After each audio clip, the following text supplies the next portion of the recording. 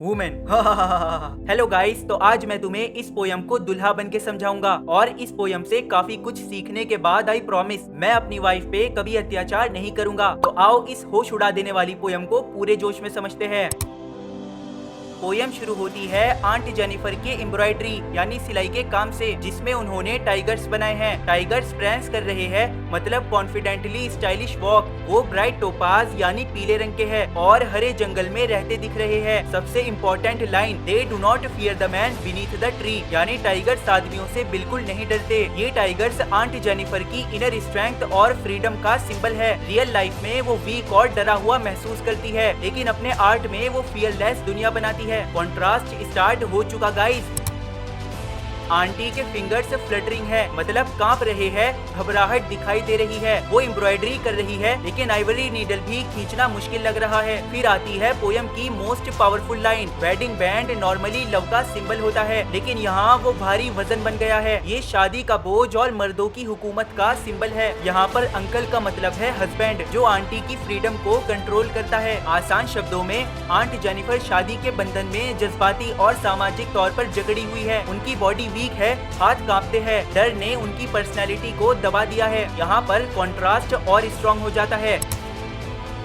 अब point future imagine करती है। आंटी मर चुकी होगी, लेकिन उनके हाथ टेरिफाइड यानी खौफ ज्यादा ही रहेंगे। वेडिंग रिंग उनकी लाइफ के ऑर्डियल्स का सिंबल है, जो दिखाता है कि वो शादी के दबाव से मास्टर्ड बाय थी और अपनी मर्जी से जी नहीं पाई। यानी मौत के बाद भी उनके हाथों में शादी की अंगूठी होगी, जो उनकी जिंदगी भर के दबाव और दर्द का निशान बन के रह जाएगी। अगर कोई लड़का इसे देख रहा है तो प्लीज शादी के बाद अच्छा हस्बैंड बनियो भाई। पर ट्विस्ट ये है, टाइगर से हमेशा के लिए जिंदा रहेंगे, वो हमेशा प्राउड और निडर रहेंगे। चलो आसान शब्दों में समझो, जहाँ आंटी की जिंदगी ऑपरेशन का शिकार रही, वहीं उनकी आर्ट उनकी दबाई हुई इच्छाओं को हमेशा के लिए जिंदा रखती है। बॉडी मर जाती है, लेकिन क्रिएटिव एक्सप्रेशन जिंदा रहता है। इस पोयम की थीम सबसे ज्यादा इम्पोर्टेंट है। शादी और सोसाइटी ने आंट जेनिफर को इमोशनली दबाया हुआ है। आंटी डरी हुई, थकी हुई और बोझ के तले दबी हुई। टाइगर्स के पास पावर, कॉन्फिडेंस और पूरी आजादी है। ये कॉन्ट्रास्ट ही पोयम का दिल है। आंटी रियल लाइफ में अपनी आवाज नहीं उठा सकती, लेकिन एम्ब्रॉयडरी के थ्रू अपनी फ्रीडम एक्सप्रेस कर सकती है। फेमिनिस्ट मैसेज सिंपल है। Poet Adrian rich